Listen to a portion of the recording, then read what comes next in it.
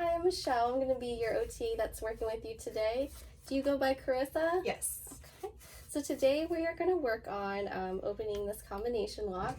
That's going to be pretty similar to what you would use, in your gym locker or your regular locker at school.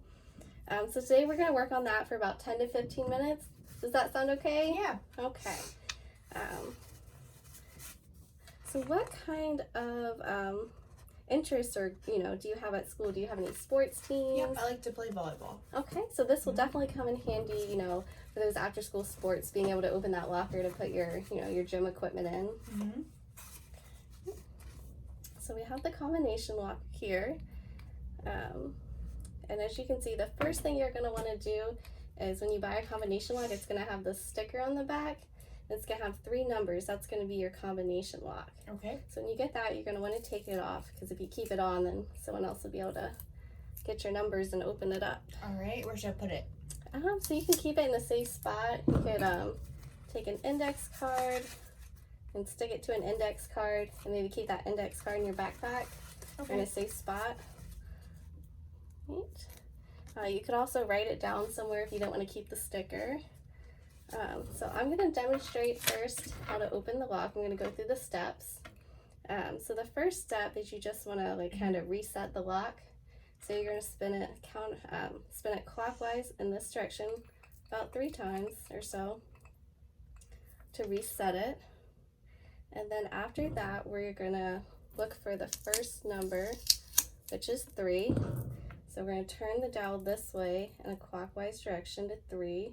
But before I do that, I'm just going to show you this lock. The numbers are rather big, but not every number is on here. So the little dashes in between, like for example, between 4 and 6 is 5.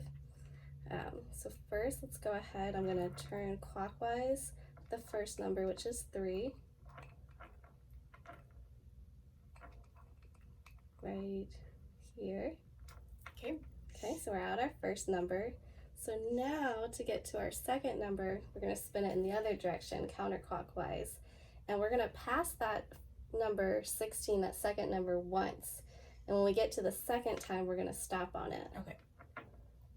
So here I am passing it once. I'm going to come around, stop on it the second time.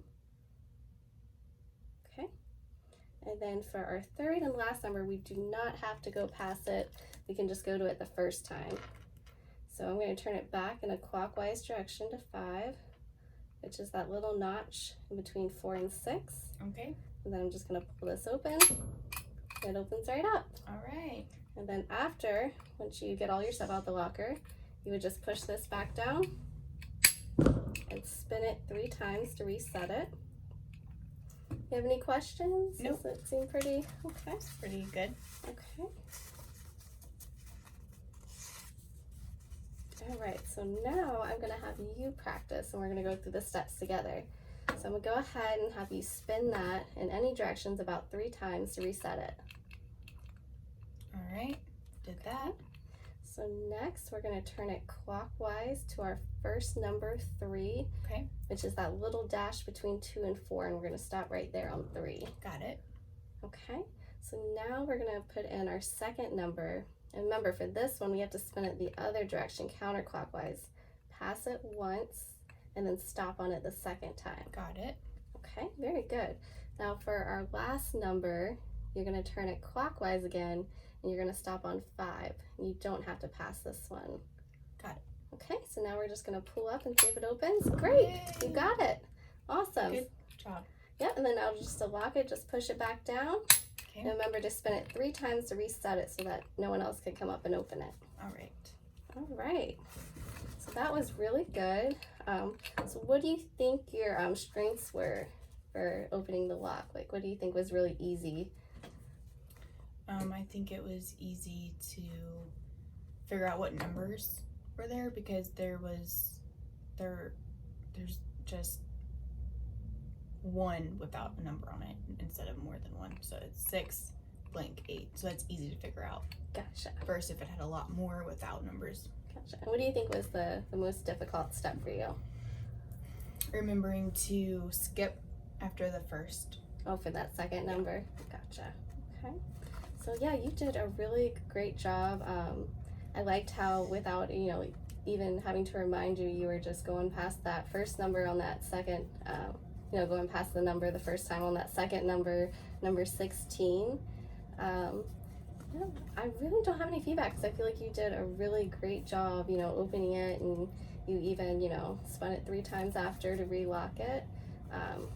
Definitely, I feel like your strength, like you said, was definitely you were able to, figure out the notches in between, like between 6 and 8 with 7.